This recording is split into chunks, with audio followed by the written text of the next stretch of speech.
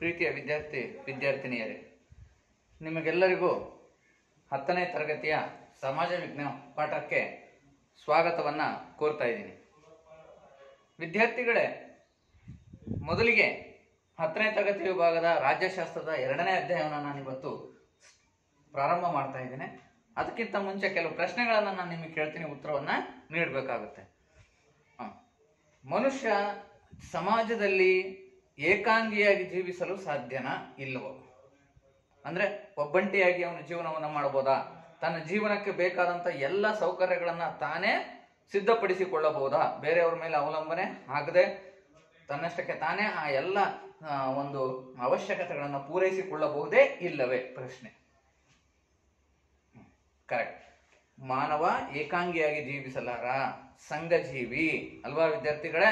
ಅಲ್ಲದೆ ತನಗೆ ಬೇಕಾಗಿರ್ತಕ್ಕಂಥ ಕೆಲವು ಎಲ್ಲ ಅವಶ್ಯಕತೆಗಳನ್ನು ಪೂರೈಸಕ್ಕೆ ಅನೇಕ ಜನರ ಮೇಲೆ ಅವನು ಅವಲಂಬಿತನಾಗಿರ್ಬೇಕು ಅಲ್ವಾ? ನೋಡಿ, ಸೊ ಆಹಾರ ಪದಾರ್ಥಗಳು ಬೇಕು ಅಂದ್ರೆ ರೈತರು, ಅದೇ ರೀತಿಯಾಗಿ ಕೆಲವು ವಸ್ತುಗಳನ್ನ ಕೊಂಡ್ಕೊಳ್ಬೇಕು ಅಂದ್ರೆ ಕೈಗಾರಿಕೆಗಳಿಂದ ಉತ್ಪಾದನೆ ಆಗಿರ್ತವೆ, ಆ ಕೈಗಾರಿಕೆಗಳಲ್ಲಿ ಕೆಲಸ ಮಾಡ್ತಕ್ಕಂಥ ಜನರು ಅಲ್ವಾ? ವಿದ್ಯಾರ್ಥಿಗಳೇ, ಮಾನವ ಹೇಗೆ ಸಂಘಜೀವಿನೋ, ಮತ್ತೆ ಹಾಗಾದ್ರೆ ಅವನು ಸಮಾಜದಲ್ಲಿ ಆ ಎಲ್ಲ ಜನರ ನಡುವೆ ಎಂತ ಬಾಂಧವ್ಯವನ್ನು ಇಟ್ಕೊಳ್ಬೇಕಾಗತ್ತೆ, ಯಾವ ರೀತಿ ಜೀವನವನ್ನ ನಡೆಸಬೇಕಾಗುತ್ತೆ? ಸ್ನೇಹದ, ಮಿತ್ರತ್ವದ ಬಾಂಧವ್ಯವನ್ನು ಇಟ್ಕೊಳ್ಬೇಕು. ಆ ಮೂಲಕ ಅವನು ಜೀವನವನ್ನ ಸಂತೋಷವಾಗಿ ನಡೆಸಬಹುದು ಸಮಾಜದಲ್ಲಿ ಅಲ್ವಾ? ಹಾಗೆಯೇ ಪ್ರಪಂಚದಲ್ಲಿಯೂ ಕೂಡ ರಾಷ್ಟ್ರಗಳು ಒಬ್ಬಂಟಿಯಾಗಿ ಏಕಾಂಗಿಯಾಗಿ ಇರಲು ಸಾಧ್ಯವೇ ಇಲ್ಲ. ಬೇರೆ ದೇಶಗಳೊಂದಿಗೆ ಸಂಬಂಧಗಳನ್ನ ಇಟ್ಕೊಳ್ಬೇಕಾಗುತ್ತದೆ ಅಲ್ವಾ? ಸೊ ಹಾಗಾಗಿ ಒಂದು ರಾಷ್ಟ್ರ ಏಕಾಂಗಿಯಾಗಿ ಇರಲಾರದು, ಅದು ಎಲ್ಲ ನೆರೆಹೊರೆಯ ರಾಷ್ಟ್ರಗಳೊಂದಿಗೆ, ಪ್ರಪಂಚದ ಬಲಾಢ್ಯ ರಾಷ್ಟ್ರಗಳ ಜೊತೆಗೆ, ಎಲ್ಲ ರಾಷ್ಟ್ರಗಳ ಜೊತೆಯೂ ಒಂದಲ್ಲ ಒಂದು ರೀತಿ ಒಂದು ಸಂಬಂಧಗಳನ್ನು ಇಟ್ಕೊಂಡ್ಬಿಟ್ಟು ವ್ಯಾಪಾರಕ್ಕೆ ಸಂಬಂಧಪಟ್ಟಂತಾಗಿರ್ಬೋದು, ರಾಜಕೀಯಕ್ಕೆ ಸಂಬಂಧಪಟ್ಟಂತಾಗಿರ್ಬೋದು, ವಿಜ್ಞಾನ ತಂತ್ರಜ್ಞಾನಕ್ಕೆ ಸಂಬಂಧಪಟ್ಟಂತಾಗಿರ್ಬೋದು, ಸಂಬಂಧಗಳನ್ನು ಇಟ್ಕೊಳ್ಬೇಕಾಗುತ್ತೆ ಅಲ್ವಾ? ಹಾಗೆಯೇ ಈ ರಾಷ್ಟ್ರ ಇನ್ನೊಂದು ರಾಷ್ಟ್ರದೊಂದಿಗೆ ಏನು ಸಂಬಂಧಗಳನ್ನು ಹೊಂದುತ್ತೆ, ಇದನ್ನ ನಾವೇನಂತ ಕರಿತೀವಪ್ಪ ಅಂತಂದ್ರೆ ವಿದೇಶಾಂಗ ನೀತಿ ಅಂತ ಕರಿತೀವಿ. ಸೊ ಅಲ್ಲಿಗೆ ವಿದ್ಯಾರ್ಥಿಗಳೇ, ನಾ ಇವತ್ತಿನ ಪಾಠದಲ್ಲಿ ಏನ್ ತಿಳ್ಕೊಂತೀವಪ್ಪ ಅಂತಂದ್ರೆ ಭಾರತದ ವಿದೇಶಾಂಗ ನೀತಿ. ಭಾರತದ ವಿದೇಶಾಂಗ ನೀತಿ 2ನೇ ಪಾಠ.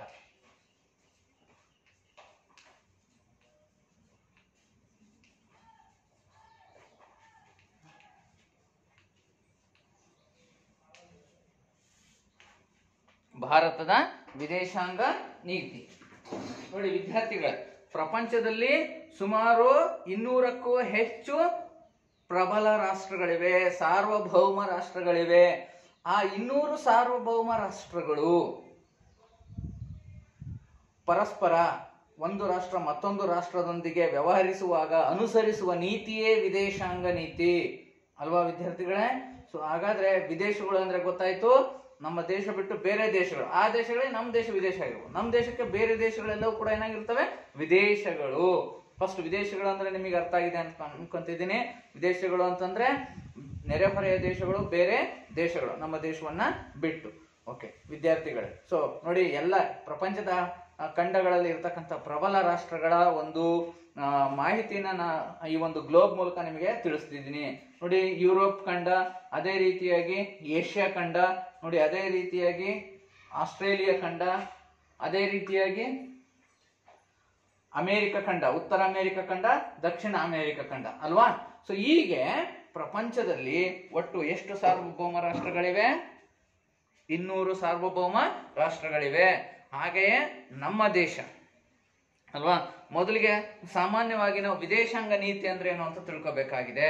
ಓಕೆ ವಿದ್ಯಾರ್ಥಿಗಳೇ, ವಿದೇಶಾಂಗ ನೀತಿ ಅಂದ್ರೆ ಏನು ಅಂತ ಒಂದು ಲೈನ್ ಬರೆಸ್ತೀನಿ, ನೀವು ಅದನ್ನ ಬರ್ಕೋಬೇಕಾಗುತ್ತದೆ. ಒಂದು ರಾಷ್ಟ್ರವು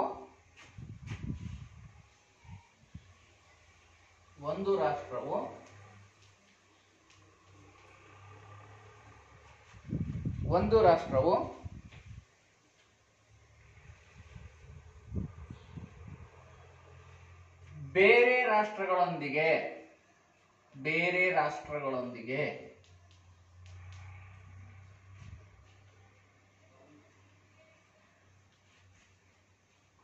ವ್ಯವಹರಿಸುವಾಗ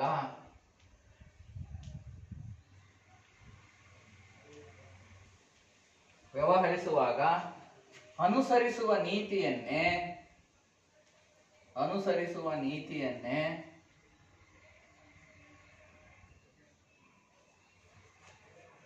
ವಿದೇಶಾಂಗ ನೀತಿ ಎನ್ನುವರು.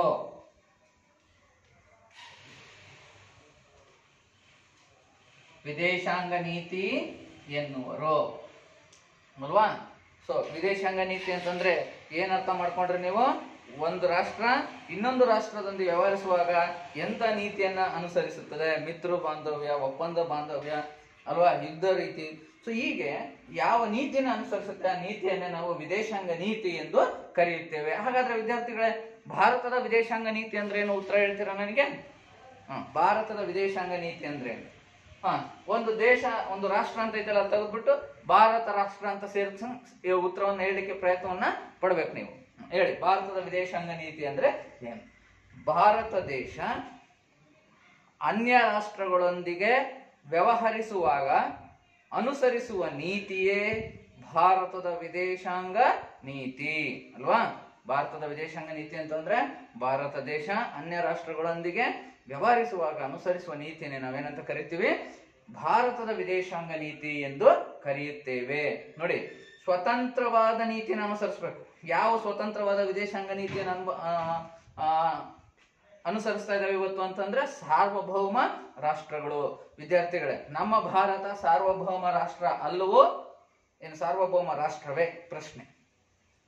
ಸಾರ್ವಭೌಮ ರಾಷ್ಟ್ರ. ಓಕೆ, ಅದಕ್ಕೂ ಮೊದಲು ನಾವು ನಮ್ಮ ಭಾರತ ದೇಶದ ನಕ್ಷೆಯನ್ನ ನಾವೀಗ ನೋಡೋಣ.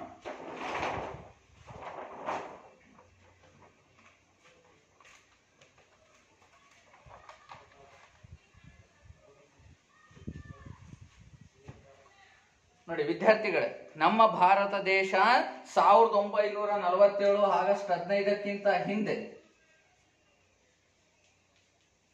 1900 ಸಾಮಾನ್ಯ ಶಕ 1947 ಆಗಸ್ಟ್ 15ಕ್ಕಿಂತ ಹಿಂದೆ ಸಾರ್ವಭೌಮ ರಾಷ್ಟ್ರ ಆಗಿರಲಿಲ್ಲ. ಬ್ರಿಟಿಷರು ನಮ್ಮ ಭಾರತವನ್ನು ಆಳ್ವಿಕೆ ನಡೆಸ್ತಾ ಇದ್ರು. ಒಂದು ಅಧೀನ ರಾಷ್ಟ್ರವಾಗಿತ್ತು ಯಾವುದು? ಭಾರತ. ಸ್ವತಂತ್ರ ಆದ್ಮೇಲೆ ಅದು ಸಾರ್ವಭೌಮ ರಾಷ್ಟ್ರ ಆಯ್ತು, ಅಂದ್ರೆ ಪರಮಾಧಿಕಾರ ಹೊಂದಿದ ರಾಷ್ಟ್ರವಾಯ್ತು. ಅಂದ್ರೆ ಯಾವುದನ್ನ ನಾವು ಸಾರ್ವಭೌಮ ರಾಷ್ಟ್ರ ಅಂತ ಕರಿತೀವಪ್ಪ ಅಂತಂದ್ರೆ, ಒಂದು ದೇಶದ ಆಂತರಿಕ ಮತ್ತು ಬಾಹ್ಯ ಆಡಳಿತವನ್ನು ಆ ದೇಶವೇ ನೋಡಿಕೊಳ್ಳಬೇಕು. ಬೇರೆ ದೇಶಗಳು ಆ ದೇಶದ ಮೇಲೆ ಪ್ರಭಾವವನ್ನ ಬೀರಬಾರದು ಅಲ್ವಾ?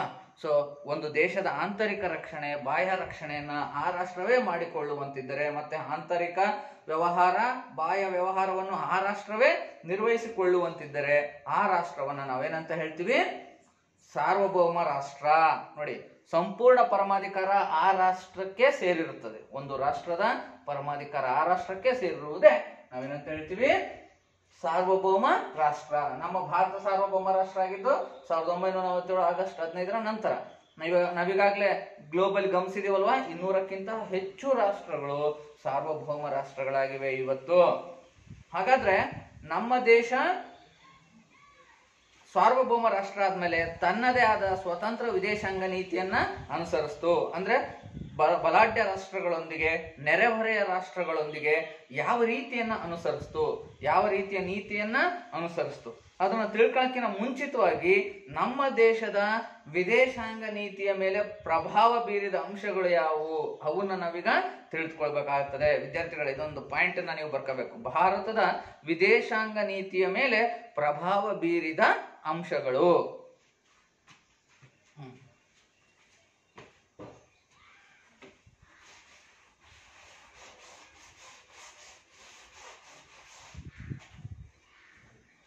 ಭಾರತದ ವಿದೇಶಾಂಗ ನೀತಿಯ ಮೇಲೆ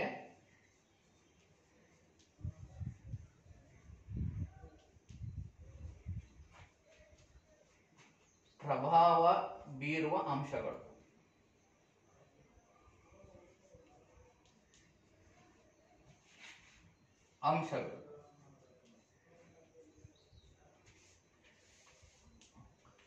ಯಾವ ಯಾವ ಅಂಶಗಳು ಪ್ರಭಾವವನ್ನ ಬೀರ್ತವೆ ಭಾರತದ ವಿದೇಶಾಂಗ ನೀತಿಯ ಮೇಲೆ? ಅದು ರಾಷ್ಟ್ರ ಪ್ರಬಲ ಆಗಿರೋದಕ್ಕೆ ಮತ್ತೆ ರಕ್ಷಣೆಯನ್ನು ಪಡೆದುಕೊಂಡಿರೋದಕ್ಕೆ. ನೋಡಿ, ಮೊದಲನೇ ಪಾಯಿಂಟ್ ಭೌಗೋಳಿಕ ಅಂಶಗಳು. ಮೊದಲನೇ ಪಾಯಿಂಟ್ ಯಾವುದು? ಭೌಗೋಳಿಕ ಅಂಶಗಳು.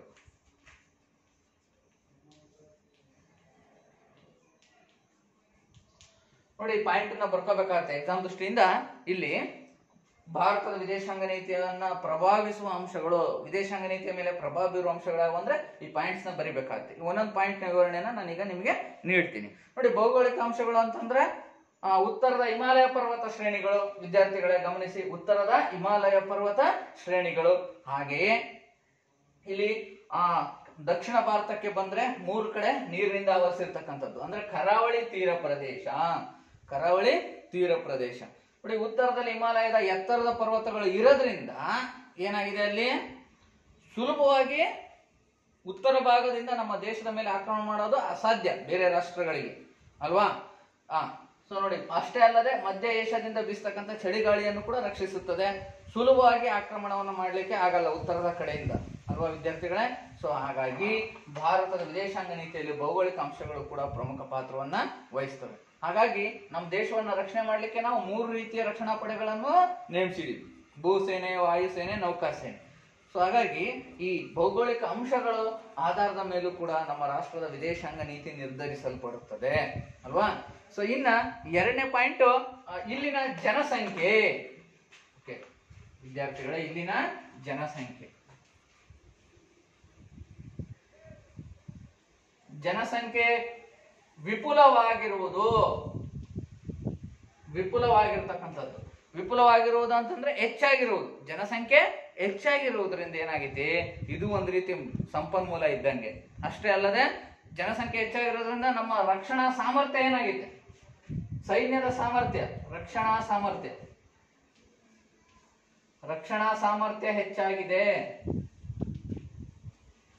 ರಕ್ಷಣಾ ಸಾಮರ್ಥ್ಯ ಹೆಚ್ಚಾಗಿದೆ. ನೋಡಿ ವಿದ್ಯಾರ್ಥಿಗಳೇ, ಸೊ ನಮ್ಮ ಭಾರತ ದೇಶದಲ್ಲಿ ಜನಸಂಖ್ಯೆ ಹೆಚ್ಚಾಗಿರೋದ್ರಿಂದ ಸೈನ್ಯದ ಸಂಖ್ಯೆ ಏನಾಗಿದೆ, ಹೆಚ್ಚಾಗಿದೆ. ಭೂಸೇನೆ ಆಗಿರ್ಬೋದು, ನೌಕಾಸೇನೆ ಆಗಿರ್ಬೋದು, ವಾಯುಸೇನೆ ಆಗಿರ್ಬೋದು, ಈ ಒಂದು ಸೈನ್ಯದ ಸಂಖ್ಯೆ ಏನಾಗಿದೆ, ಹೆಚ್ಚಾಗಿದೆ. ಸೊ ನೋಡಿ, ಹಾಗೆಯೇ ಮುಂದೆ ಅಂತಾರಾಷ್ಟ್ರೀಯ ಪರಿಸರ.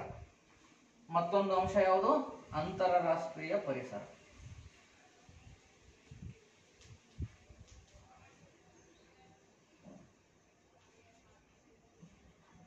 ಅಂತಾರಾಷ್ಟ್ರೀಯ ಪರಿಸರ ಅಂದ್ರೆ ಪ್ರಪಂಚದಲ್ಲಿ ಯಾವ ರೀತಿಯ ವಾತಾವರಣ ಇದೆ, ಶೀತಲ ಸಮರದ ಪರಿಸ್ಥಿತಿ ಇದೆನೋ, ಅಥವಾ ರಾಷ್ಟ್ರಗಳ ನಡುವಿನ ಬಾಂಧವ್ಯಗಳು ಯಾವ ರೀತಿ ಇದೆ, ಸೊ ಇವುಗಳನ್ನ ಹೇಗೆ ಇಟ್ಕೊಂಡಿದೆ ಭಾರತ ದೇಶ ನೆರೆಹೊರೆಯ ರಾಷ್ಟ್ರಗಳೊಂದಿಗೆ, ಈ ಅಂಶವೂ ಕೂಡ ಏನಾಗಿದೆ, ಈ ಒಂದು ಭಾರತದ ಒಂದು ವಿದೇಶಾಂಗ ನೀತಿಯ ಮೇಲೆ ಪ್ರಭಾವವನ್ನ ಬೀರುತ್ತದೆ.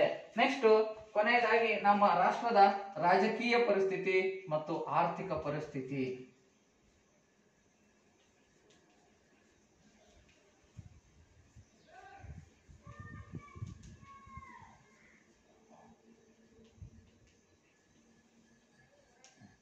ವಿದ್ಯಾರ್ಥಿಗಳು, ನಮ್ಮ ರಾಷ್ಟ್ರದಲ್ಲಿ ಎಂತಹ ರಾಜಕೀಯ ವಾತಾವರಣ ಇದೆ ಅಂದ್ರೆ ಆಂತರಿಕ ದಂಗೆಗಳು ಪದೇ ಪದೇ ಸಂಭವಿಸುತ್ತಿವೆಯೇ, ಅರಾಜಕತೆ ಉಂಟಾಗ್ತಾ ಇದೆನಾ, ಇಂಥ ಪರಿಸ್ಥಿತಿಗಳು, ಇದನ್ನ ಬೇರೆ ರಾಷ್ಟ್ರಗಳು ತಮ್ಮ ಸ್ವಂತ ಲಾಭಕ್ಕೆ ಬಳಸ್ಕೋಬಹುದು. ಇಂಥ ಅರಾಜಕತೆ ಪರಿಸ್ಥಿತಿ ನಿರ್ಮಾಣ ಆಗುತ್ತೆ. ಅಲ್ಲದೆ ಆರ್ಥಿಕ ಪರಿಸ್ಥಿತಿ ಅಂದ್ರೆ ನಮ್ದು ತೀರಾ ಹಿಂದುಳಿದ ರಾಷ್ಟ್ರನ, ತೀರಾ ಬಡತನದ ರಾಷ್ಟ್ರನ ಇದು. ಸೊ ಹೀಗಾಗಿ ನಮ್ಮ ದೇಶದ ರಾಜಕೀಯ ಪರಿಸ್ಥಿತಿ, ಆರ್ಥಿಕ ಪರಿಸ್ಥಿತಿ ಹೇಗಿದೆ, ಮುಂದುವರಿದ ರಾಷ್ಟ್ರನ ಅಲ್ವಾ, ಉತ್ತಮ ಆಡಳಿತ ವ್ಯವಸ್ಥೆಯನ್ನು ಹೊಂದಿದ ರಾಷ್ಟ್ರನ ಆಗಿದ್ದಾಗಲೇ ಒಂದು ರೀತಿಯ ವಿದೇಶಾಂಗ ನೀತಿಯನ್ನು ನಾವು ಅನುಸರಿಸಬಹುದು. ಹಾಗಾಗಿ ಉತ್ತಮ ವಿದೇಶಾಂಗ ನೀತಿ, ರಾಜಕೀಯ ಪರಿಸ್ಥಿತಿ, ಆರ್ಥಿಕ ಪರಿಸ್ಥಿತಿ, ಅಷ್ಟೇ ಅಲ್ಲದೆ ಸಾಂಸ್ಕೃತಿಕ ಮೌಲ್ಯಗಳು, ಮೂಲಭೂತ ಹಕ್ಕುಗಳು ಉಲ್ಲಂಘನೆ ಆಗ್ತಾ ಇದಾವ, ಬಹಳ ಅಸಮಾನತೆ ಇತ್ತ ನಮ್ಮ ದೇಶದಲ್ಲಿ ಅಲ್ವಾ. ಸೊ ಈ ಎಲ್ಲ ಅಸಮಾನತೆ, ಸ್ವಾತಂತ್ರ್ಯ ಇವೆಲ್ಲವೂ ಕೂಡ ಒಂದು ದೇಶದ ವಿದೇಶಾಂಗ ನೀತಿಯನ್ನ ಪ್ರಭಾವಿಸಲ್ಪಡುತ್ತವೆ. ವಿದ್ಯಾರ್ಥಿಗಳ ಪಾಯಿಂಟ್ಗಳನ್ನೆಲ್ಲ ಬರ್ಕೊಂಡಿದ್ದೀರಾ ನೀವು? ಸರಿ, ಹಾಗಾದ್ರೆ ಈ ಎಲ್ಲ ಅಂಶಗಳನ್ನ ಆಧಾರವಾಗಿಟ್ಕೊಂಡು ನಮ್ಮ ಭಾರತದ ವಿದೇಶಾಂಗ ನೀತಿಯನ್ನ ರೂಪಿಸಿದ್ದಾರೆ.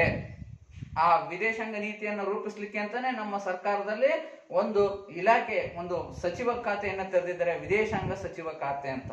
ನಮ್ಮ ಭಾರತದ ಪ್ರಥಮ ಪ್ರಧಾನ ಮಂತ್ರಿ ಆಗಿರ್ತಕ್ಕಂತಹ ಜವಾಹರ್ಲಾಲ್ ನೆಹರೂರವರು ಭಾರತದ ಮೊದಲ ವಿದೇಶಾಂಗ ಸಚಿವರಾಗಿದ್ರು. ಅಷ್ಟೇ ಅಲ್ಲದೆ ಅವರು ಭಾರತದ ವಿದೇಶಾಂಗ ನೀತಿಯನ್ನ ರೂಪಿಸಿದ್ದಾರೆ. ಯಾರು? ಜವಾಹರ್ಲಾಲ್ ನೆಹರೂರವರು. ಹಾಗಾಗಿ ಆ ಜವಾಹರ್ಲಾಲ್ ನೆಹರೂರವರನ್ನ ನಾವು ವಿದೇಶಾಂಗ ನೀತಿಯ ಶಿಲ್ಪಿ ಎಂದು ಕರೆಯುತ್ತೇವೆ. ವಿದ್ಯಾರ್ಥಿಗಳೇ, ಈ ಭಾವಚಿತ್ರದಲ್ಲಿರುವವರನ್ನ ನೀವು ಗಮನಿಸಬೇಕಾಗತ್ತೆ. ಗಮನಿಸಿದ್ರ? ಯಾರಿವರು? ಜವಾಹರ್ಲಾಲ್ ನೆಹರೂರವರು. ಇವ್ರನ್ನ ನಾವೇನಂತ ಕರಿತೀವಿ? ಭಾರತದ ವಿದೇಶಾಂಗ ನೀತಿಯ ಶಿಲ್ಪಿ ಎಂದು ಕರೆಯುತ್ತೇವೆ. ಯಾರನ್ನ? ಜವಾಹರ್ಲಾಲ್ ನೆಹರೂರವರನ್ನ. ವಿದ್ಯಾರ್ಥಿಗಳ ಅದೊಂದು ಪಾಯಿಂಟ್ ಬರ್ಕೊಳ್ರಿ. ಸೈಡ್ ಹೆಡ್ಡಿಂಗ್ ಜವಾಹರ್ಲಾಲ್ ನೆಹರು ಅಂತ ಬರ್ಕೋಬೇಕು.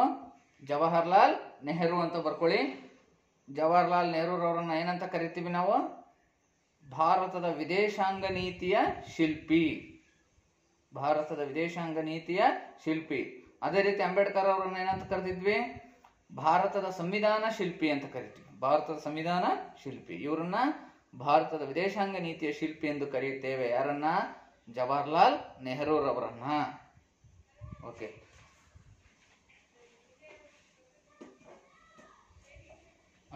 ವಿದ್ಯಾರ್ಥಿಗಳೇ, ಈಗ ಜವಾಹರ್ಲಾಲ್ ನೆಹರೂರವರು ಭಾರತದ ಪ್ರಥಮ ವಿದೇಶಾಂಗ ಸಚಿವರು ಆದ್ಮೇಲೆ ಯಾವ್ಯಾವ ರೀತಿ ನೀತಿಗಳನ್ನು ಅಳವಡಿಸಿದ್ರು, ಯಾವ್ಯಾವ ರೀತಿಯ ಅಂಶಗಳನ್ನ, ತತ್ವಗಳನ್ನು ಅಳವಡಿಸಿ ಭಾರತದ ವಿದೇಶಾಂಗ ನೀತಿಯನ್ನ ರೂಪಿಸಿದ್ದಾರೆ ತಿಳ್ಕೊಳ್ಳೋಣ ಅಲ್ವಾ? ಓಕೆ ಸರಿ ವಿದ್ಯಾರ್ಥಿಗಳೀಗ ಹೆಡಿಂಗ್ ಭಾರತದ ವಿದೇಶಾಂಗ ನೀತಿಯ ಮೂಲಭೂತ ಅಂಶಗಳು ಬರ್ಕೊಡ್ರಿ.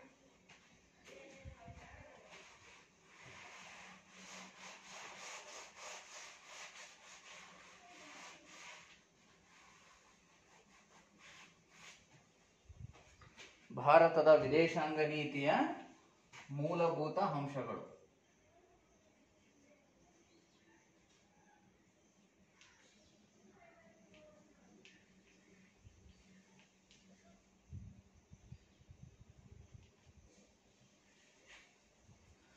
ಭಾರತದ ವಿದೇಶಾಂಗ ನೀತಿಯ ಮೂಲಭೂತ ಅಂಶಗಳು. ಈ ತತ್ವಗಳನ್ನ ಜವಾಹರ್ಲಾಲ್ ನೆಹರೂರವರು ಭಾರತದ ಒಂದು ನೀತಿಯಲ್ಲಿ ಅಳವಡಿಸಿಬಿಟ್ಟಿದ್ದಾರೆ. ಹಾಗಾಗಿ ಅವ್ರನ್ನ ವಿದೇಶಾಂಗ ನೀತಿಯ ಶಿಲ್ಪಿ ಎಂದು ಕರೆಯುತ್ತೇವೆ.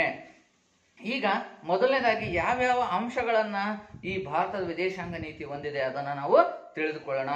ಮೊದಲನೇದಾಗಿ ಪಂಚಶೀಲ ತತ್ವಗಳು. ಮೊದಲನೇದು ಯಾವುದು?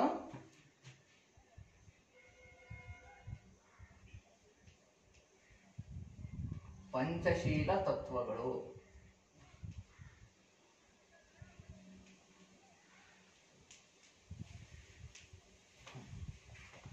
ನೋಡಿ, ಪಂಚಶೀಲ ತತ್ವಗಳನ್ನ ಕ್ರಿಸ್ತಶಕ 1954ರಲ್ಲಿ, ಸಾಮಾನ್ಯ ಶಕ 1954ರಲ್ಲಿ ಭಾರತದ ಪ್ರಧಾನಿ ಜವಾಹರ್ಲಾಲ್ ನೆಹರೂರವರು ಮತ್ತು ಚೀನಾದ ಪ್ರಧಾನಿ, ಯಾವ ದೇಶದ ಪ್ರಧಾನಿ? ಚೀನಾ ದೇಶದ ಪ್ರಧಾನಿ ಚೌ ಎನ್ ಲಾಯ್.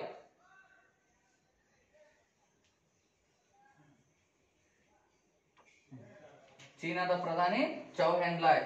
ನೋಡಿ, ಈಗಾಗಲೇ ಜವಾಹರ್ಲಾಲ್ ನೆಹರು ಅವರ ಭಾವಚಿತ್ರವನ್ನು ಗಮನಿಸಿದ್ರಿ ನೀವು. ಸೊ ಇವರು ಜೊತೆಗೆ ಯಾರು? ಚೀನಾದ ಪ್ರಧಾನಿ ಚೌ ಎನ್ ಲಾಯ್. ಇವರು 1954ರಲ್ಲಿ ಪಂಚಶೀಲ ತತ್ವ ಒಪ್ಪಂದಗಳನ್ನ ಮಾಡಿಕೊಂಡಿದ್ದಾರೆ. ಪರಸ್ಪರ ಆಕ್ರಮಣ ಮಾಡಬಾರದು. ಅಷ್ಟೇ ಅಲ್ಲದೆ ಚೀನಾ ಟಿಬೆಟ್ ಮೇಲೆ ಅನುಸರಿಸುತ್ತಿರುವ ನೀತಿಯನ್ನ ಗಮನಿಸಿದ ಜವಾಹರ್ಲಾಲ್ ನೆಹರೂರವರು ಈ ಪಂಚಶೀಲ ತತ್ವ ಒಪ್ಪಂದಗಳನ್ನ ಆ ರಾಷ್ಟ್ರದೊಂದಿಗೆ, ಚೀನಾ ರಾಷ್ಟ್ರದೊಂದಿಗೆ ಮಾಡ್ಕೊಂಡಿದ್ದರು. ವಿದ್ಯಾರ್ಥಿಗಳೇ, ನೀವು ನಕಾಶೆಯಲ್ಲಿ ಗಮನಿಸಬೇಕಾಗುತ್ತೆ. ಏನದು? ಭಾರತ ದೇಶ ಮತ್ತು ಚೀನಾ ದೇಶ ಯಾವ ಕಡೆ ಬರುತ್ತೆ ನೋಡಿ. ಭಾರತ ದೇಶ ಗಮನಿಸಿದ್ದೀರಾ ನಕ್ಷೆಯಲ್ಲಿ? ರೈಟ್. ಈ ಭಾರತ ದೇಶದ ಉತ್ತರ ಭಾಗಕ್ಕೆ, ಇಲ್ಲಿ ಈ ಭಾಗಕ್ಕೆ ಇಲ್ಲಿ ಯಾವ ದೇಶ ಇದೆ? ಇದು ಚೀನಾ ದೇಶ. ಯಾವ ದೇಶ ಇದು? ಚೀನಾ ದೇಶ. ಸೊ ಇಲ್ಲಿ ಮಧ್ಯೆ ಟಿಬೆಟ್ ಇದೆ ನೋಡಿ, ಇಲ್ಲಿ ಗಮನಿಸಿ. ಯಾವ ದೇಶ ಇದೆ? ಟಿಬೆಟ್. ಇಲ್ಲಿ ನೇಪಾಳ ದೇಶ ಇದೆ ಅಲ್ವಾ? ಓಕೆ. ಸೊ ಈಗ ಒಪ್ಪಂದ ಆಗಿರೋದು ಭಾರತ ಮತ್ತೆ ಚೀನಾ ದೇಶದ ನಡುವೆ, ಚೌ ಎನ್ ಲಾಯ್ ಮತ್ತೆ ಜವಾಹರ್ಲಾಲ್ ನೆಹರೂರವರ ನಡುವೆ. ಪಂಚಶೀಲ ತತ್ವ ಒಪ್ಪಂದದ ಸಾರಾಂಶವೇನು? ಹೆಸರೇ ಹೇಳ್ತೈತೆ. ಪಂಚಶೀಲ ತತ್ವ ಅಂತಂದ್ರೆ ಎಷ್ಟು ತತ್ವಗಳು? 5 ತತ್ವಗಳು. ನೋಡಿ, 5 ಪರಸ್ಪರ ಸಹಕಾರ, ಸಹಬಾಳ್ವೆ, ಆರ್ಥಿಕವಾಗಿ ಅಭಿವೃದ್ಧಿ ಪಡಿಸ್ತಕ್ಕಂತಹ ಮತ್ತೆ ಪರಸ್ಪರ ಪರಮಾಧಿಕಾರವನ್ನು ಗೌರವಿಸ್ತಕ್ಕಂಥ ಅಂಶಗಳನ್ನ ಈ 5 ತತ್ವಗಳು ಒಳಗೊಂಡಿವೆ. ವಿದ್ಯಾರ್ಥಿಗಳ ಈ 5 ತತ್ವಗಳನ್ನ ನಾನು ನಿಮಗೆ ಬರೆಸ್ತೀನಿ, ಅದನ್ನ ಬರ್ಕೋಬೇಕಾಗುತ್ತೆ. ಬರ್ಕೊಡ್ರಿ ಯಾವ್ಯಾವ 5 ತತ್ವಗಳು. ಮೊದಲನೇದು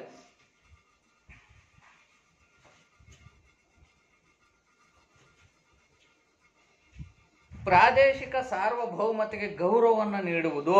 ಅಂದ್ರೆ ಪ್ರತಿಯೊಂದು 2 ರಾಷ್ಟ್ರಗಳು ಸಾರ್ವಭೌಮ ರಾಷ್ಟ್ರಗಳೇ. ಯಾವ್ಯಾವುದು? ಭಾರತ ಮತ್ತೆ ಚೀನಾ. ಆ 2 ರಾಷ್ಟ್ರಗಳು ತಮ್ಮ ಒಂದು ಸಾರ್ವಭೌಮತೆಗೆ ಗೌರವವನ್ನು ಕೊಡಬೇಕು. ಭಾರತ ಚೀನಾಕ್ಕೆ, ಚೀನಾ ಭಾರತಕ್ಕೆ. ಬರ್ಕೊಡ್ರಿ. ಪರಸ್ಪರ ರಾಷ್ಟ್ರಗಳ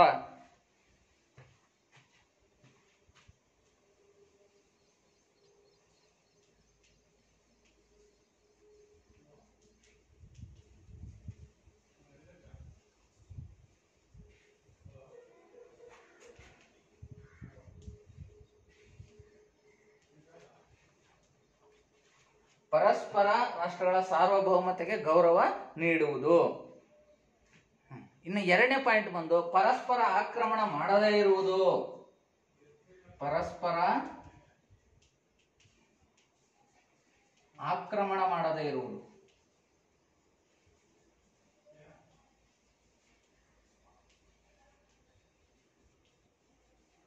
ಪರಸ್ಪರ ಆಕ್ರಮಣ ಮಾಡದೇ ಇರುವುದು ಅಂದ್ರೆ ಚೀನಾ ಭಾರತದ ಮೇಲೆ ಆಕ್ರಮಣ ಮಾಡಂಗಿಲ್ಲ, ಭಾರತ ಚೀನಾದ ಮೇಲೆ ಆಕ್ರಮಣ ಮಾಡುವ ಹಾಗೆ ಇಲ್ಲ.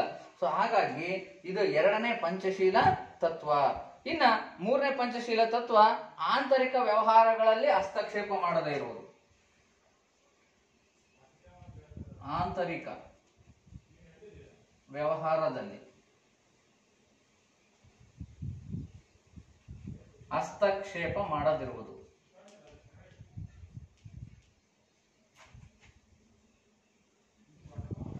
ಅಂದ್ರೆ ಭಾರತದ ಆಂತರಿಕ ವ್ಯವಹಾರದಲ್ಲಿ ಚೀನಾ ಹಸ್ತಕ್ಷೇಪ ಮಾಡುವಂತಿಲ್ಲ, ಚೀನಾದ ಆಂತರಿಕ ವ್ಯವಹಾರದಲ್ಲಿ ಭಾರತ ಹಸ್ತಕ್ಷೇಪ ಮಾಡುವಂತಿಲ್ಲ. ಅಷ್ಟೇ ಅಲ್ಲದೆ ನೆರೆಹೊರೆಯ ರಾಷ್ಟ್ರಗಳ ಆಂತರಿಕ ವ್ಯವಹಾರದಲ್ಲೂ ಹಸ್ತಕ್ಷೇಪ ನಡೆಸುವಂತಿಲ್ಲ. ನೋಡಿ, ಭಾರತ ಮತ್ತು ಚೀನಾ ನಡುವೆ ಅನೇಕ ನೆರೆಹೊರೆಯ ರಾಷ್ಟ್ರಗಳು ಬರ್ತವೆ, ನೇಪಾಳ, ಟಿಬೆಟ್ ಅಲ್ವಾ. ಸೊ ಹಾಗಾಗಿ ಈ ಒಂದು ಪರಸ್ಪರರು ಈ ಒಂದು ಯಾವುದೇ ರಾಷ್ಟ್ರದ ಆಂತರಿಕ ವಿಚಾರದಲ್ಲಿ ಹಸ್ತಕ್ಷೇಪವನ್ನ ನಡೆಸುವಂತಿಲ್ಲ ಅಲ್ವಾ.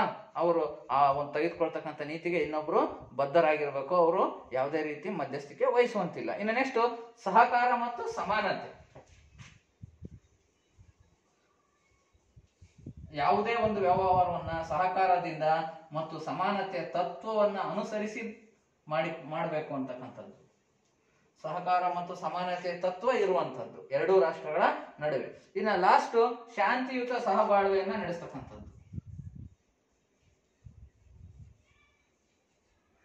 ಶಾಂತಿಯುತ ಸಹಬಾಳ್ವೆ, ಯಾವುದೇ ರೀತಿ ಘರ್ಷಣೆಗಳನ್ನ ಯುದ್ಧಗಳನ್ನ ಮಾಡದೆ ಶಾಂತಿಯುತ ಸಹಬಾಳ್ವೆ ಜೀವನಕ್ಕೆ ಹೊಂದಿಕೊಳ್ತಕ್ಕಂಥದ್ದು. ಸೊ ಇಷ್ಟು ಈ ಪಂಚಶೀಲ ತತ್ವಗಳು ಅಲ್ವಾ ವಿದ್ಯಾರ್ಥಿಗಳೇ. 5 ತತ್ವಗಳನ್ನ ನೀವು ತಿಳ್ಕೋಬೇಕಾಗುತ್ತೆ, ಪರೀಕ್ಷಾ ದೃಷ್ಟಿಯಿಂದ ತುಂಬಾ ಒಳ್ಳೆಯದು. ಆಮೇಲೆ ನಮ್ಮ ದೇಶ ಒಳ್ಳೆ ವಿದೇಶಾಂಗ ನೀತಿಯನ್ನು ಹೊಂದಿರೋದಕ್ಕೆ ಈ ಪಂಚಶೀಲ ತತ್ವಗಳೇ ಮೂಲಭೂತ ತತ್ವಗಳಾಗಿವೆ. ಇವುಗಳನ್ನ ನಮ್ಮ ಭಾರತ ದೇಶ ಇವತ್ತು ಎಲ್ಲ ನೆರೆಹೊರೆಯ ರಾಷ್ಟ್ರಗಳೊಂದಿಗೆ, ಪ್ರಬಲ ರಾಷ್ಟ್ರಗಳೊಂದಿಗೆ ಅನುಸರಿಸ್ತಾ ಇದೆ ಅಲ್ವಾ. ಸೊ ಆದ್ರೆ ಚೀನಾ ದೇಶ ಏನ್ ಮಾಡಿದೆ, ಈ ಪಂಚಶೀಲ ತತ್ವಗಳನ್ನ ಗಾಳಿಗೆ ತೂರಿ ಟಿಬೆಟ್ ದೇಶದ ಮೇಲೆ ಆಕ್ರಮಣವನ್ನ ಮಾಡ್ತು 1959ರಲ್ಲಿ. ಆದ್ರಿಂದ ಭಾರತ ಚೀನಾದ ನಡುವೆ ವೈಮನಸ್ಸು ಉಂಟಾಗ್ಲಿಕ್ಕೆ ಸಾಧ್ಯ ಆಯ್ತು. ಅದೇನೇ ಇದ್ರು ಭಾರತದ ವಿದೇಶಾಂಗ ನೀತಿಯ ಮೂಲಭೂತ ತತ್ವಗಳು ಯಾವಪ್ಪ ಅಂತಂದ್ರೆ ಪಂಚಶೀಲ ತತ್ವ. ಪಂಚಶೀಲ ತತ್ವನ ಯಾವ ರಾಷ್ಟ್ರಗಳು ಮಾಡ್ಕೊಂಡೆ ಗೊತ್ತಾಯ್ತಲ್ಲ. ಸರಿ ವಿದ್ಯಾರ್ಥಿಗಳೇ, ಈ ಸಂದರ್ಭದಲ್ಲಿ ನಿಮಗೆ ಕೆಲವು ಪ್ರಶ್ನೆಗಳನ್ನ ನಾನು ಕೇಳ್ತೀನಿ, ಆ ಪ್ರಶ್ನೆಗಳಿಗೆ ಉತ್ತರವನ್ನ ನೀವು ನೀಡಬೇಕಾಗುತ್ತೆ. ಈ ಪಾಯಿಂಟ್ಸ್ ಎಲ್ಲ ನೋಟ್ ಮಾಡ್ಕೊಂಡಿದ್ದೀರಾ?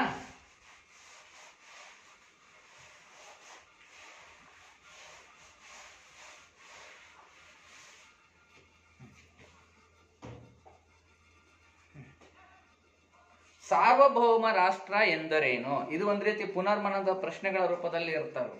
ಅಂದ್ರೆ ಪಾಠ ಕಂಟಿನ್ಯೂ ಆಗ್ಬೇಕಾದ್ರೆ ಮಧ್ಯದಲ್ಲಿ ನೀವು ಇಂದ್ಲು ಮರಿಬಾರ್ದು, ಅದಕ್ಕೆ ಒಂದೆರಡು ಪ್ರಶ್ನೆಗಳನ್ನ ಕೇಳ್ತೀನಿ. ಸಾರ್ವಭೌಮ ರಾಷ್ಟ್ರ ಅಂದ್ರೆ ಏನು ಹೇಳ್ತೀರಾ?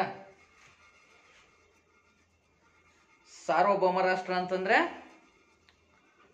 ತನ್ನ ಆಂತರಿಕ ಮತ್ತು ಬಾಹ್ಯ ಪರಮಾಧಿಕಾರವನ್ನ ತಾನೇ ಹೊಂದಿರತಕ್ಕಂಥದ್ದು.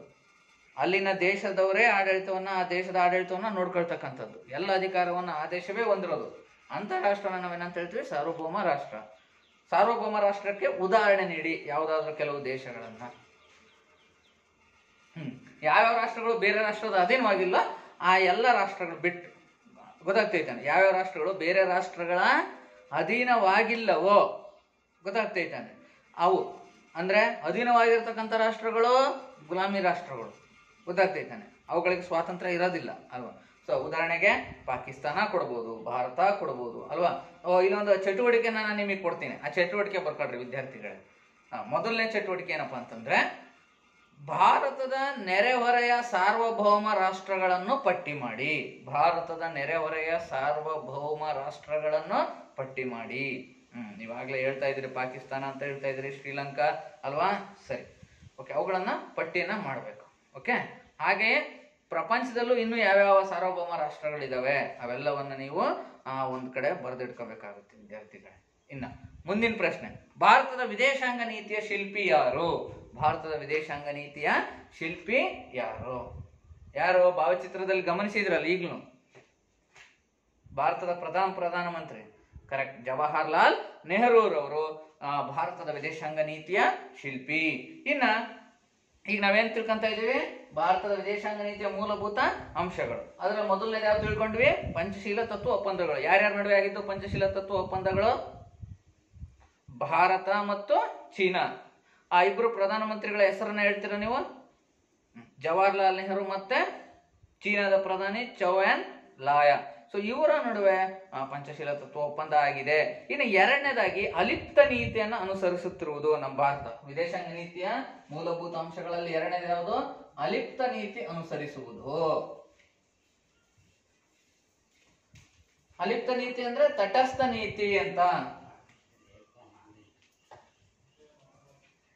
ಅಲಿಪ್ತ ನೀತಿ ಅಂತಂದ್ರೆ ಏನು? ತಟಸ್ಥ ನೀತಿ. ಸೊ ಏನು ಹಾಗಾದ್ರೆ ವಿದ್ಯಾರ್ಥಿಗಳೇ? ಅಲಿಪ್ತ ನೀತಿ ಅಂದ್ರೇನು ವಿದ್ಯಾರ್ಥಿಗಳೇ? ಹಾಗಾದ್ರೆ ಮೊದಲಿಗೆ ಪ್ರಪಂಚದಲ್ಲಿ 2 ಶಕ್ತಿ ಬಣ ರಾಷ್ಟ್ರಗಳು ನಿರ್ಮಾಣ ಆದವು ಎರಡನೇ ಮಹಾಯುದ್ಧದ ತರುವಾಯ. 1945ರಲ್ಲಿ ಎರಡನೇ ಮಹಾಯುದ್ಧ ಮುಕ್ತಾಯ ಆಯ್ತಲ್ಲ, ಅದರ ನಂತರ ಪ್ರಪಂಚದಲ್ಲಿ 2 ಶಕ್ತಿ ಬಣ ರಾಷ್ಟ್ರಗಳು ನಿರ್ಮಾಣ ಆದವು. ಅವುಗಳ ನಾಯಕತ್ವವನ್ನ ನೋಡಿ, ಪ್ರಜಾಪ್ರಭುತ್ವ ರಾಷ್ಟ್ರಗಳ ನಾಯಕತ್ವವನ್ನ ಅಮೆರಿಕ ದೇಶ ವಹಿಸ್ಕೊಳ್ತು. ಹಾಗೆಯೇ ಸಮಾಜವಾದಿ ರಾಷ್ಟ್ರ ಅಂದ್ರೆ ಕಮ್ಯುನಿಸ್ಟ್ ತತ್ವಗಳ ನಾಯಕತ್ವವನ್ನು ಹೊಂದ್ಕೊಂಡಿರ್ತಕ್ಕಂಥ ರಷ್ಯಾ ಇನ್ನೊಂದು ಬಣದ ನಾಯಕತ್ವವನ್ನ ವಹಿಸ್ಕೊಳ್ತು. ಹಾಗಾದ್ರೆ ಪ್ರಪಂಚದಲ್ಲಿ ಎಷ್ಟು ಶಕ್ತಿ ಬಣ ರಾಷ್ಟ್ರಗಳ ನಿರ್ಮಾಣ ಆಗಿವೆ? ಒಂದು ಅಮೆರಿಕ, ಮತ್ತೊಂದು ರಷ್ಯಾ. ಈ 2 ರಾಷ್ಟ್ರಗಳಿಗೆ ಸೇರದೆ ತಟಸ್ಥ ವಿದೇಶಾಂಗ ನೀತಿಯನ್ನು ಅನುಸರಿಸುವುದೇ ಅಲಿಪ್ತ ನೀತಿ. ಈ ನೀತಿಯನ್ನ ನಮ್ಮ ಭಾರತ ದೇಶ ಅನುಸರಿಸಿದೆ ಅಲ್ವಾ? ಸೊ ಅಲಿಪ್ತ ನೀತಿ ಅಂದ್ರೆ ಯಾವ್ಯಾವ ಬಣಕ್ಕೆ ಸೇರದೆ ಇರತಕ್ಕಂಥ ತಟಸ್ಥ ನೀತಿ? ಅಮೆರಿಕ ಮತ್ತೆ ರಷ್ಯಾ. ರಷ್ಯಾ ಬಣಗಳಿಗೆ ಸೇರದೆ. ನೋಡಿ, ನಾವು ಒಂದು ನಕಾಶೆಯಲ್ಲಿ ಗಮನಿಸಬೇಕಾಗುತ್ತೆ, ಇಲ್ಲಿ ರಷ್ಯಾ ದೇಶ ಎಲ್ಲಿ ಬರುತ್ತೆ ಮತ್ತೆ ಅಮೆರಿಕ ದೇಶ ಎಲ್ಲಿ ಕಂಡು ಬರುತ್ತೆ ಅಂತ ವಿದ್ಯಾರ್ಥಿಗಳು. ನೋಡಿ, ಇಲ್ಲಿ ರಷ್ಯಾ ದೇಶ ಕಂಡು ಬರುತ್ತೆ ನಮಗೆ ಅಲ್ವಾ? ಇಲ್ಲಿ ಈ ಭಾಗದಲ್ಲಿ ರಷ್ಯಾ ದೇಶ. ಇನ್ನು ಇಲ್ಲಿ ಅಮೆರಿಕ ದೇಶ ಕಂಡು ಬರ್ತಕ್ಕಂಥದ್ದು. ಅಮೆರಿಕ ಮತ್ತು ರಷ್ಯಾ 2 ಶಕ್ತಿಶಾಲಿ ಬಣಗಳು ಅಲ್ವಾ? ಓಕೆ, 2 ಈ ಬಣಗಳಿಗೆ ಸೇರದೆ ಸ್ವತಂತ್ರ ವಿದೇಶಾಂಗ ನೀತಿಯನ್ನು ಅನುಸರಿಸಿದ ದೇಶ ಯಾವುದು? ನಮ್ಮ ಭಾರತ ದೇಶ. ಓಕೆ, ಅಲಿಪ್ತ ನೀತಿ ಅಂದ್ರೆ ಒಂದು ಲೈನ್ ಬರ್ಕೊಡ್ರಿ. ಅಮೆರಿಕ ಮತ್ತು ರಷ್ಯಾ ಬಣಗಳಿಗೆ ಸೇರದೆ, ಅಮೆರಿಕ ಮತ್ತು ರಷ್ಯಾ ಬಣಗಳಿಗೆ ಸೇರದೆ ಸ್ವತಂತ್ರ ವಿದೇಶಾಂಗ ನೀತಿಯನ್ನ ಅನುಸರಿಸುವುದಕ್ಕೆ ಅಲಿಪ್ತ ನೀತಿ ಎಂದು ಕರೆಯುತ್ತಾರೆ. ಆಯ್ತಾ? ಯಾವ ರಾಷ್ಟ್ರ ಅಲಿಪ್ತ ನೀತಿಯನ್ನು ಅನುಸರಿಸಿದ್ದು? ಭಾರತ ದೇಶ. ಆದ್ರೂ 2 ರಾಷ್ಟ್ರಗಳ ಬಣಕ್ಕೆ ಸೇರಿದಲೆ ಅವರಿಂದ ನೆರವನ್ನ ಪಡ್ಕೊಂಡಿದೆ. ಅಮೆರಿಕದಿಂದ ಆರ್ಥಿಕ ನೆರವನ್ನ ಪಡೆದುಕೊಂಡಿದೆ ನಮ್ಮ ಭಾರತ ದೇಶ. ಹಾಗಾಗಿ ಏನು ದ್ವೇಷದ ಸಂಬಂಧ ಇದೆ ಅಂತಲ್ಲ, 2 ರಾಷ್ಟ್ರ ಅಂದ್ರೆ ಭಾರತ, ಅಮೆರಿಕ, ಭಾರತ, ರಷ್ಯಾ ನಡುವೆ ಅಲ್ವಾ? ನೋಡಿ, ಭಾರತದಿಂದ ಅಮೆರಿಕ ನೆರವನ್ನ ಪಡ್ಕೊಂಡು ಆರ್ಥಿಕ ಪರಿಸ್ಥಿತಿಯನ್ನು ಸುಧಾರಿಸ್ಕೊಳ್ತಾ ಇದೆ ನಮ್ಮ ಭಾರತ ದೇಶ. ಹಾಗೆ ರಷ್ಯಾದಿಂದ ಭದ್ರತೆಯ ನೆರವನ್ನ ಪಡ್ಕೊಂತ ಇದೆ ಅಲ್ವಾ? ಸೊ ಹೀಗೆ 2 ರಾಷ್ಟ್ರಗಳಿಂದ ನೆರವನ್ನ ಪಡ್ಕೊಂಡು 2 ರಾಷ್ಟ್ರಗಳನ್ನು ಉತ್ತಮ ಸಂಬಂಧ ಹೊಂದಿದೆ. ಆದ್ರೆ ಯಾವುದೇ ಒಂದು ಬಣಕ್ಕೆ ಅದು ನಿರ್ದಿಷ್ಟವಾಗಿ ಸೇರಿಲ್ಲ. ಯಾವುದು? ಭಾರತ ದೇಶ. ನೋಡಿ, ಶಕ್ತಿ ಬಣಗಳು ಅಂತಂದ್ರೆ ಯುದ್ಧಗಳ ಆರಂಭ ಆದ ತಕ್ಷಣ ಆ ಬಣದಲ್ಲಿರ್ತಕ್ಕಂಥ ಎಲ್ಲಾ ರಾಷ್ಟ್ರಗಳು ಭಾಗವಹಿಸ್ಬೇಕು. ಈಗ ನಮ್ಮ ಭಾರತ 2 ಬಣದಲ್ಲಿರೋದ್ರಿಂದ ಇಲ್ಲದೆ ಇರೋದ್ರಿಂದ ಯಾವುದೇ ಯುದ್ಧಗಳು ಉಂಟಾದ್ರೆ ಅಮೆರಿಕ ಮತ್ತು ರಷ್ಯಾದ ನಡುವೆ, ಆಗ ನಮ್ಮ ಭಾರತ ಮಧ್ಯ ಪ್ರವೇಶಿಸುವಂತಿಲ್ಲ ಅಲ್ವಾ? ಸುಮಾರು ಒಂದೊಂದು ಬಣದಲ್ಲೂ 30 ರಾಷ್ಟ್ರಗಳು ಇದ್ವು ಅವತ್ತಿನ ದಿವಸ, ಅವತ್ತಿನ 1945ರ ಅವಧಿಯಲ್ಲಿ. ಸೊ ಹೀಗೆ ಈ ಒಂದು ನಮ್ಮ ಭಾರತ ತಟಸ್ಥ ನೀತಿಯನ್ನು ಅನುಸರಿಸಿದ್ದು ನಮ್ಮ ಪ್ರಪಂಚದಲ್ಲಿ ಈ ಒಂದು ಶಾಂತಿಯುತ ರಾಷ್ಟ್ರ ಅಂತ ಕರೆಸ್ಕೊಳ್ಳಲಿಕ್ಕೆ ಅದರ ಕೀರ್ತಿಗೆ ನಮ್ಮ ಭಾರತ ಒಳಪಡುತ್ತದೆ ಅಲ್ವಾ? ಸೊ ಇದು ಅಲಿಪ್ತ ನೀತಿ ಮತ್ತೊಂದು ತತ್ವ. ಇದರಿಂದ ನೋಡಿ, ಈ 1971ರಲ್ಲಿ ನಡೆದಂಥ ಪಾಕಿಸ್ತಾನ ಯುದ್ಧ ಆಗಿರ್ಬೋದು, ಭಾರತ ಪಾಕಿಸ್ತಾನ 1965ರಲ್ಲಿ ನಡೆದಿರ್ತಕ್ಕಂಥ ಯುದ್ಧ ಆಗಿರ್ಬೋದು. ಆ ಯುದ್ಧದಲ್ಲಿ ಆ ಯುದ್ಧ ಶಾಂತಿಯಿಂದ ನಿಲುಗಡೆ ಆಗಿರ್ತಕ್ಕಂಥದ್ದು. ಯಾವೊಂದು ರಾಷ್ಟ್ರಗಳು ಕೂಡ ಮಧ್ಯದಲ್ಲಿ ಭಾಗವಹಿಸಿಲ್ಲ ಈ ಶಕ್ತಿ ಬಣ ರಾಷ್ಟ್ರಗಳು. ಕಾರಣ ಅಲಿಪ್ತ ನೀತಿ. ನೆಕ್ಸ್ಟ್ 3ನೇ ಪಾಯಿಂಟ್, ಭಾರತದ ವಿದೇಶಾಂಗ ನೀತಿಯ ಮೂಲಭೂತ ಅಂಶಗಳಲ್ಲಿ ವಸಾಹತುಶಾಹಿತ್ವವನ್ನು ವಿರೋಧಿಸುವುದು. ವಸಾಹತುಶಾಹಿತ್ವವನ್ನು ವಿರೋಧಿಸುವುದು ಬರ್ಕೊಡ್ರಿ ವಿದ್ಯಾರ್ಥಿಗಳ 3ನೇ ಪಾಯಿಂಟ್.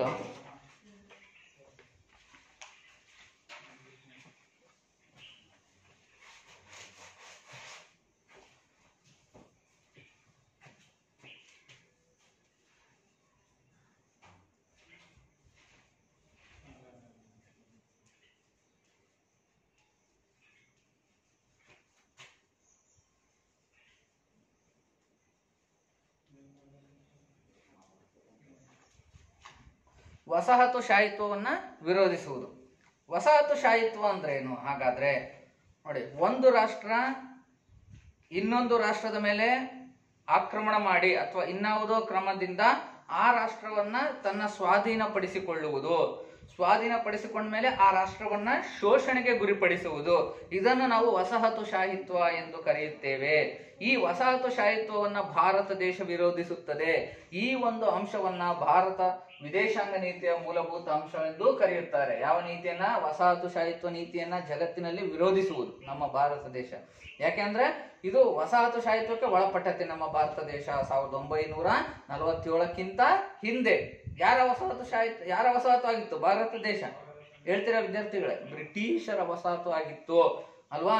ಹೇಗೆಲ್ಲ ಆರ್ಥಿಕವಾಗಿ ರಾಜಕೀಯವಾಗಿ ಶೋಷಣೆ ಗುರಿಪಡಿಸಿದ್ರು ಬ್ರಿಟಿಷರು ಭಾರತವನ್ನ ಅಲ್ವಾ? ಹಾಗಾಗಿ ವಸಾಹತುಗಳು ಸಂಪೂರ್ಣವಾಗಿ ಹಿಂದುಳಿದ ಬಡ ದೇಶಗಳಾಗ್ತವೆ ವಸಾಹತುಶಾಹಿತ್ವಕ್ಕೆ ಒಳಪಟ್ಟರೆ ಅಲ್ವಾ? ಸೊ ಹಾಗಾಗಿ ವಸಾಹತುಶಾಹಿತ್ವವನ್ನು ವಿರೋಧಿಸುತ್ತೆ ಯಾವ ದೇಶ? ಭಾರತ ದೇಶ. ಓಕೆ, ಸೊ ಈ ವಸಾಹತುಶಾಹಿತ್ವವನ್ನು ವಿರೋಧಿಸುತ್ತೆ. ಇದಕ್ಕೆ ಏಷಿಯನ್ ರಾಷ್ಟ್ರಗಳ ಸಮ್ಮೇಳನ, association of south East Asian Nations, ಆಗ್ನೇಯ ಏಷ್ಯಾ ರಾಷ್ಟ್ರಗಳು ನೋಡಿ,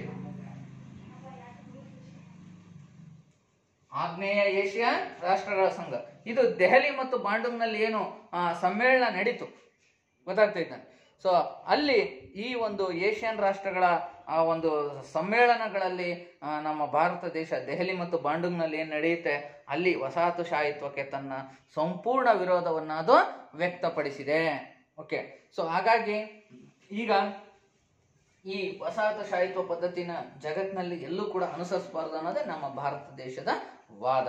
ಇನ್ನು ಕೊನೆಯದು ವರ್ಣಭೇದ ನೀತಿಯನ್ನು ವಿರೋಧಿಸುವುದು. ಎಷ್ಟನೇ ಪಾಯಿಂಟ್ ಅದು? 4ನೇ.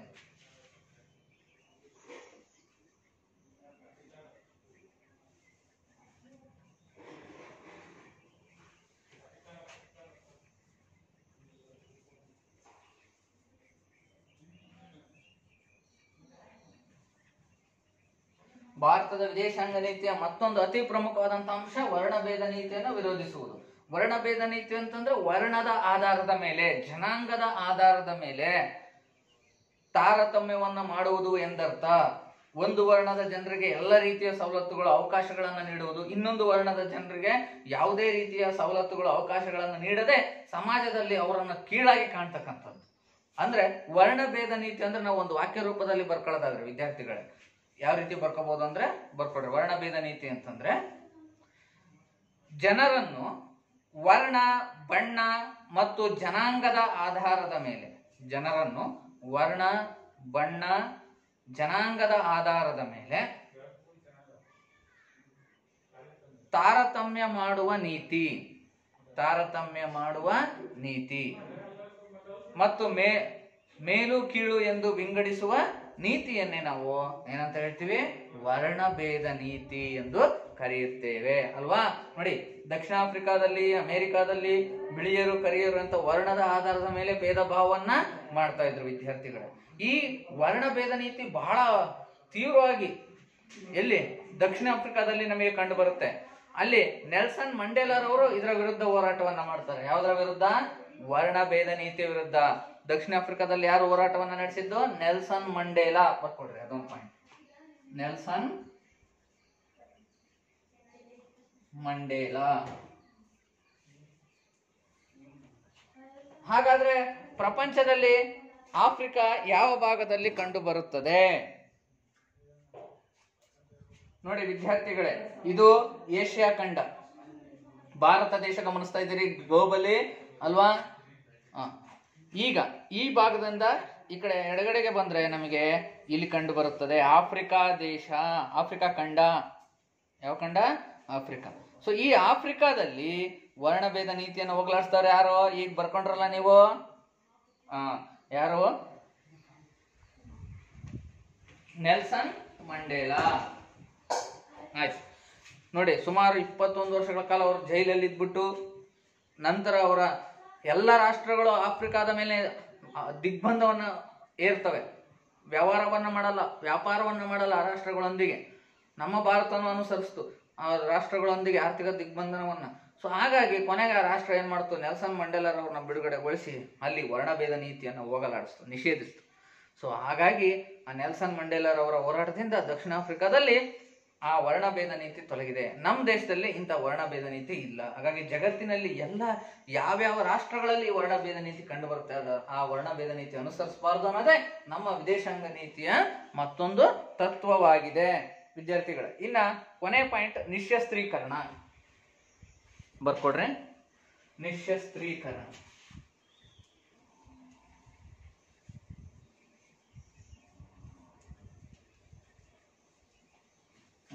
ಶಸ್ತ್ರೀಕರಣ ಅಂದ್ರೆ ಗೊತ್ತಾಯ್ತು. ಏನ್ ಶಸ್ತ್ರೀಕರಣ ಅಂದ್ರೆ? ಹೆಚ್ಚು ಹೆಚ್ಚು ಶಸ್ತ್ರಾಸ್ತ್ರಗಳನ್ನ ಹೊಂದುವುದು ಎಂದರ್ಥ ಅಲ್ವಾ?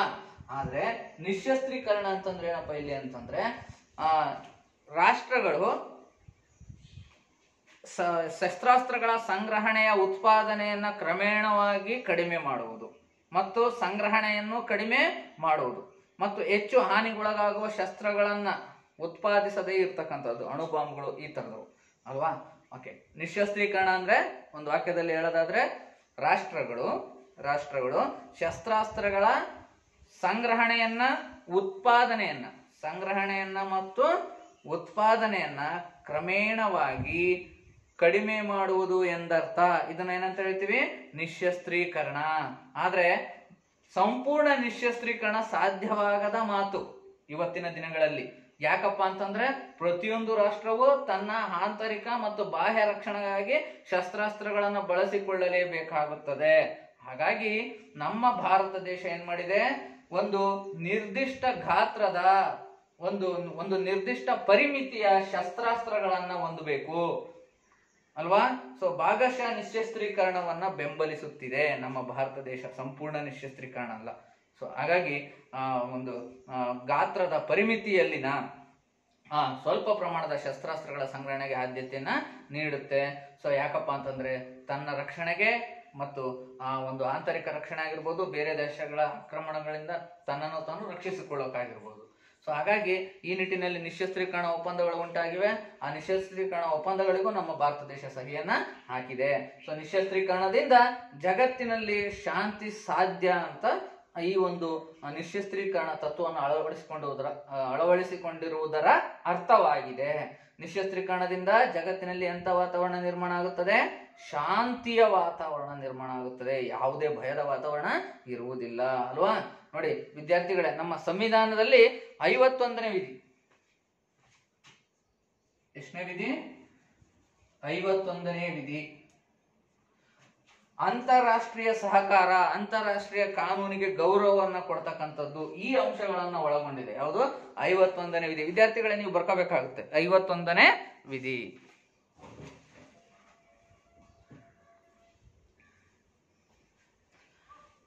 ಏನ್ ಹೇಳುತ್ತೆ 51ನೇ ವಿಧಿ? ಅಂತಾರಾಷ್ಟ್ರೀಯ ಸಹಕಾರ. ಏನ್ ಹೇಳುತ್ತೆ? ಅಂತಾರಾಷ್ಟ್ರೀಯ ಸಹಕಾರ ಮತ್ತು ಕಾನೂನಿಗೆ ಭಾರತ ಗೌರವ ನೀಡುತ್ತದೆ.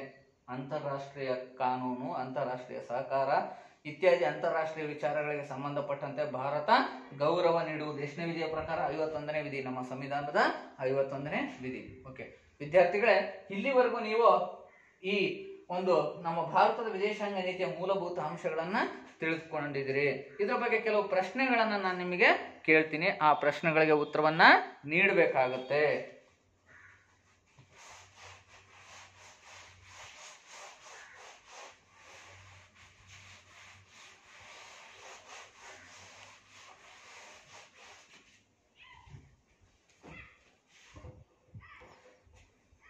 ನೋಡಿ ವಿದ್ಯಾರ್ಥಿಗಳೇ, ನಮ್ಮ ಭಾರತ ದೇಶವು ಇವತ್ತು ವಿಶ್ವಸಂಸ್ಥೆಯ ಸದಸ್ಯ ರಾಷ್ಟ್ರವಾಗಿದೆ. ಅದೇ ರೀತಿ ಸಾರ್ಕ್ 8 ರಾಷ್ಟ್ರಗಳ ಸದಸ್ಯತ್ವ ಏನು ಇದೆ. ದಕ್ಷಿಣ ಏಷ್ಯಾ ಪ್ರಾದೇಶಿಕ ಸಹಕಾರ ಸಂಘ, ಸಾರ್ಕ್ ಅಂದ್ರೆ ದಕ್ಷಿಣ ಏಷ್ಯಾ ಪ್ರಾದೇಶಿಕ ಸಹಕಾರ ಸಂಘ, ಅದರ ಸದಸ್ಯತ್ವವನ್ನು ಪಡೆದುಕೊಂಡಿದೆ ನಮ್ಮ ಭಾರತ ದೇಶ. ವಿಶ್ವಸಂಸ್ಥೆಯ ಸದಸ್ಯತ್ವವನ್ನು ಪಡೆದುಕೊಂಡಿದೆ ಅಲ್ವಾ. ಹಾಗೆ ಕಾಮನ್ವೆಲ್ತ್ ರಾಷ್ಟ್ರಗಳ ಅಂತ ಅದೊಂದು ರಾಷ್ಟ್ರಗಳ ಗುಂಪಿದೆ ಇಂಗ್ಲೆಂಡ್ ನಾಯಕತ್ವದಲ್ಲಿ. ಆ ಕಾಮನ್ವೆಲ್ತ್ ರಾಷ್ಟ್ರಗಳ ಗುಂಪಿನ ಸದಸ್ಯತ್ವವನ್ನು ಪಡ್ಕೊಂಡು ಇವತ್ತು ರಾಷ್ಟ್ರಗಳು ಏನು ಪ್ರಮುಖ ಪಾತ್ರವನ್ನು ವಹಿಸ್ತಾ ಇದ್ದಾವೆ ಪ್ರಪಂಚದಲ್ಲಿ ಶಾಂತಿಯನ್ನು ಉಂಟು ಮಾಡುವಲ್ಲಿ, ನಮ್ಮ ಭಾರತ ಪಾತ್ರನು ಇದರಲ್ಲಿ ಪ್ರಮುಖವಾಗಿದೆ. ಯಾಕಪ್ಪ ಅಂತಂದ್ರೆ ಇಂಥ ಒಂದು ಸಂಘಗಳಲ್ಲಿ ನಮ್ಮ ದೇಶ ಸೇರ್ಕೊಂಡ್ಬಿಟ್ಟು ವಿಶ್ವ ಶಾಂತಿಗೆ ತನ್ನದೇ ಆದ ಕೊಡುಗೆಯನ್ನು ನೀಡಿದೆ. ನೋಡಿ, ಸೈನಿಕ ನೆರವಾಗಿರ್ಬೋದು ಅಲ್ವಾ, ಸೊ ಪ್ರವಾಹ, ಬರಗಾಲ ಮುಂತಾದ ಪರಿಸ್ಥಿತಿಗಳಲ್ಲಿ ಆರ್ಥಿಕ ನೆರವಾಗಿರ್ಬೋದು, ಇವುಗಳನ್ನು ನಮ್ಮ ಭಾರತ ದೇಶ ನೀಡ್ತಾ ಇದೆ. ಹಾಗಾಗಿ ಒಂದು ಉತ್ತಮ ವಿದೇಶಾಂಗ ನೀತಿಯನ್ನು ಹೊಂದುವಲ್ಲಿ ನಮ್ಮ ಭಾರತ ದೇಶ ಇವತ್ತು ಯಶಸ್ವಿಯಾಗಿ ಮುಂದುವರಿಯುತ್ತಿರುವ ರಾಷ್ಟ್ರವಾಗಿದೆ. ವಿದ್ಯಾರ್ಥಿಗಳೇ, ಈ ನಿಟ್ಟಿನಲ್ಲಿ ಕೆಲವು ಪ್ರಶ್ನೆಗಳನ್ನ ಕೇಳ್ತೀನಿ, ನೀವು ಉತ್ತರವನ್ನ ಹೇಳಬೇಕಾಗುತ್ತೆ. ಅಲಿಪ್ತ ನೀತಿ ಎಂದರೇನು? ಅಲಿಪ್ತ ನೀತಿ ಅಂದ್ರೆ ಏನ್ ಹೇಳ್ತೀರಿ ಯಾರಾದ್ರೂ? 2 ಬಣಗಳಿಗೆ ಸೇರದೆ ಇರುವ ತಟಸ್ಥ ವಿದೇಶಾಂಗ ನೀತಿ. 2 ಬಣಗಳಂದ್ರೆ 2 ಬಣಗಳು ಯಾವ್ಯಾವ? ಅಮೆರಿಕ ಮತ್ತು ರಷ್ಯಾ. ಕರೆಕ್ಟ್. ಯಾವಾಗ? 2ನೇ ಮಹಾಯುದ್ಧದ ನಂತರ. ಇನ್ನು ದಕ್ಷಿಣ ಆಫ್ರಿಕಾದಲ್ಲಿ ವರ್ಣಭೇದ ನೀತಿಯ ವಿರುದ್ಧ ಹೋರಾಡಿದಂತಹ ಮಹಾನ್ ನಾಯಕ ಯಾರು? ಯಾರು? Nelson Mandela. ಕರೆಕ್ಟ್. ಸೊ ಹೀಗೆ ವಿದ್ಯಾರ್ಥಿಗಳೇ, ಈಗ ಇಲ್ಲಿವರೆಗೂ ನಾವು ಭಾರತದ ವಿದೇಶಾಂಗ ನೀತಿಯ ಗುರಿಗಳು, ಅದೇ ರೀತಿಯಾಗಿ ಉದ್ದೇಶಗಳು ಅಲ್ವಾ, ಪ್ರಭಾವ ಬೀರುವ ಅಂಶಗಳು. ನೋಡಿ, ಭಾರತದ ವಿದೇಶಾಂಗ ನೀತಿಯ ಗುರಿಗಳು ಏನಾಗಾದ್ರೆ ಇಷ್ಟೆಲ್ಲ ತಿಳ್ಕೊಂಡ್ಮೇಲೆ ನಮ್ಮ ವಿದೇಶಾಂಗ ನೀತಿಯ ಗುರಿಗಳು ಯಾವ್ಯಾವ ಅವನ್ನು ನಾವು ತಿಳ್ಕೋಬೇಕಾಗುತ್ತೆ. ಭಾರತದ ವಿದೇಶಾಂಗ ನೀತಿಯ ಗುರಿಗಳು ಅಥವಾ ಉದ್ದೇಶಗಳು.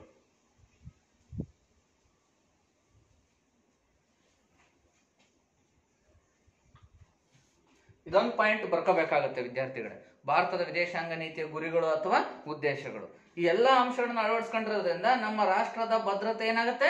ಹೆಚ್ಚಾಗುತ್ತದೆ, ಅದನ್ನ ಕಾಪಾಡಿಕೊಂಡಂತಾಗುತ್ತದೆ. ಬರ್ಕೊಡ್ರಿ ಮೊದಲನೇ ಪಾಯಿಂಟ್, ರಾಷ್ಟ್ರದ ಭದ್ರತೆಯನ್ನು ಕಾಪಾಡುವುದು. ರಾಷ್ಟ್ರದ ಭದ್ರತೆಯನ್ನು ಕಾಪಾಡುವುದು.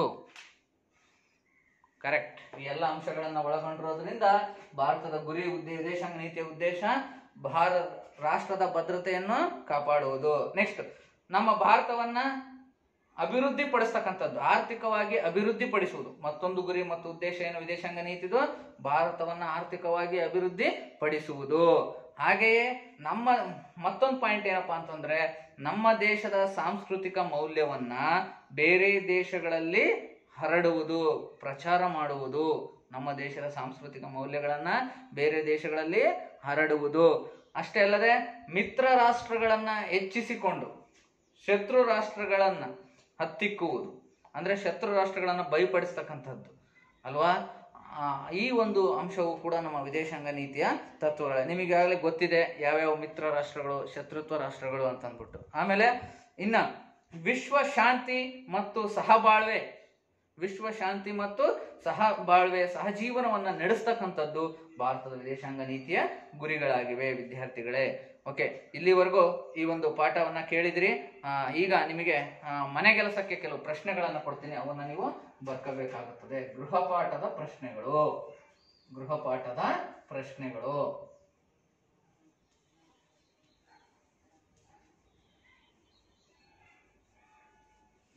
ಯಾವ್ಯಾವು? ಮೊದಲನೇ ಪ್ರಶ್ನೆ, ಪಂಚಶೀಲ ತತ್ವಗಳನ್ನು ಹೆಸರಿಸಿ. ಪಂಚಶೀಲ ತತ್ವಗಳನ್ನು ಹೆಸರಿಸಿ.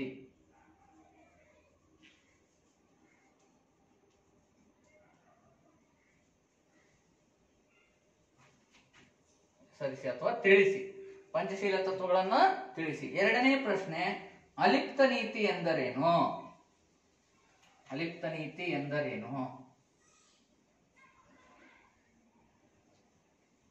ಅಲಿಪ್ತ ನೀತಿ ಎಂದರೇನು? ಮೂರನೇ ಪ್ರಶ್ನೆ, ಭಾರತದ ವಿದೇಶಾಂಗ ನೀತಿಯ ಉದ್ದೇಶಗಳಾವುವು? ಭಾರತದ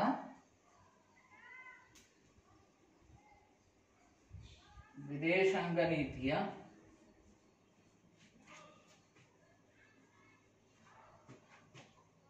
ಗುರಿಗಳು ಅಥವಾ ಉದ್ದೇಶಗಳು ಯಾವುವು?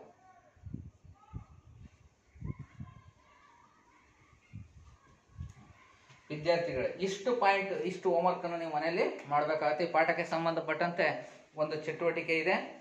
ಏನ್ ಚಟುವಟಿಕೆ ಅಂತಂದ್ರೆ, ಪ್ರಪಂಚದ ಸಾರ್ವಭೌಮ ರಾಷ್ಟ್ರಗಳ ಹೆಸರುಗಳನ್ನು ಪಟ್ಟಿ ಮಾಡುವುದು. ಪ್ರಪಂಚದ ಸಾರ್ವಭೌಮ ರಾಷ್ಟ್ರಗಳನ್ನು ಪಟ್ಟಿ ಮಾಡುವುದು. ನೆಕ್ಸ್ಟ್ ಎರಡನೇ ಚಟುವಟಿಕೆ, ಭಾರತದ ನೆರೆಹೊರೆಯ ರಾಷ್ಟ್ರಗಳನ್ನು ನಕ್ಷೆಯಲ್ಲಿ ಗುರುತಿಸುವುದು. ಭಾರತದ ನೆರೆಹೊರೆಯ ರಾಷ್ಟ್ರಗಳನ್ನು ಭಾರತದ ನಕಾಶೆಯಲ್ಲಿ ಗುರುತಿಸುವುದು. ಭಾರತದ ನಕಾಶೆಯ ಹೊರಭಾಗದಲ್ಲಿ ನೆರೆಹೊರೆಯ ರಾಷ್ಟ್ರಗಳು ಕಾಣ್ತವೆ, ಅವನ್ನ ನೀವು ಗುರುತು ಮಾಡ್ಬೇಕು, ನಕ್ಷೆಯನ್ನ ಬಿಡಿಸಿ. ಸೊ ಇಷ್ಟು ಎರಡು ಚಟುವಟಿಕೆಗಳು ಇರ್ತವೆ. ಈ ಚಟುವಟಿಕೆಗಳನ್ನು ಮಾಡಿ ಅಂತ ಹೇಳ್ತಾ, ವಿದ್ಯಾರ್ಥಿಗಳ ಇಲ್ಲಿವರೆಗೂ ಈ ಒಂದು ಪಾಠವನ್ನ ವೀಕ್ಷಣೆ ಮಾಡಿದ್ದಕ್ಕೆ ತಮ್ಮೆಲ್ಲರಿಗೂ ಧನ್ಯವಾದಗಳನ್ನು ಸಲ್ಲಿಸ್ತಾ ನನ್ನ ಈ ಪಾಠವನ್ನ ನಾನು ಇಲ್ಲಿಗೆ ಮುಕ್ತಾಯ ಮಾಡ್ತಾ ಇದ್ದೀನಿ. ವಂದನೆಗಳು.